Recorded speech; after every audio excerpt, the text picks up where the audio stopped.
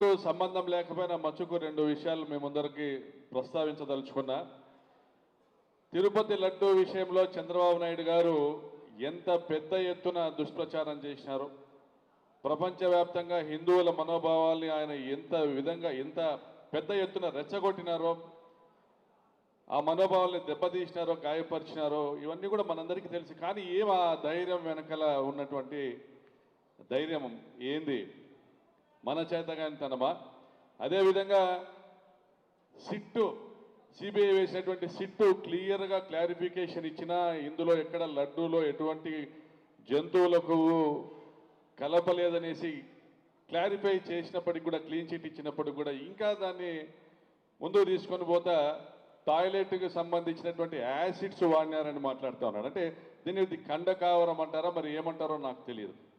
మరి ఇంకా ఒక మెట్టు ముందుకు పోయి శివుని మెడలో ఉన్నటువంటి పామును ఏం చేయాలో అది చేస్తానంటే, ఒక నాగదేవతను కూడా పూజించాల్సినటువంటి నాగదేవతను కూడా ఆయన నేను హెచ్చరిస్తాను, ఏమైనా చేస్తానని మాట్లాడతానంటే అతను ఈజ్ బియాండ్ గాడ్స్, దేవుని కంటే మించిపోయిన అనే ఫీలింగ్లో ఉన్నాడా?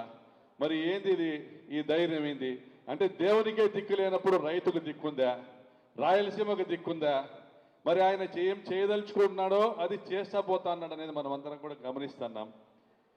అమరావతి అన్నాడు, అమరావతిలో 13 ఉమ్మడి జిల్లాల సంపదను తీసుకొని పోయి అక్కడ పెట్టుబడి పెడతా అన్నాడు.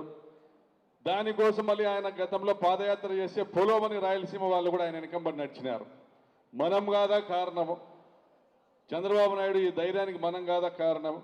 ఆలోచన చేయమని రాయలసీమ ప్రాంతంలో ఉన్నటువంటి గ్రేటర్ రాయలసీమ ప్రాంతంలో ఉన్నటువంటి తెలుగుదేశం పార్టీ నాయకుల్ని కోరుతా ఉన్నాం.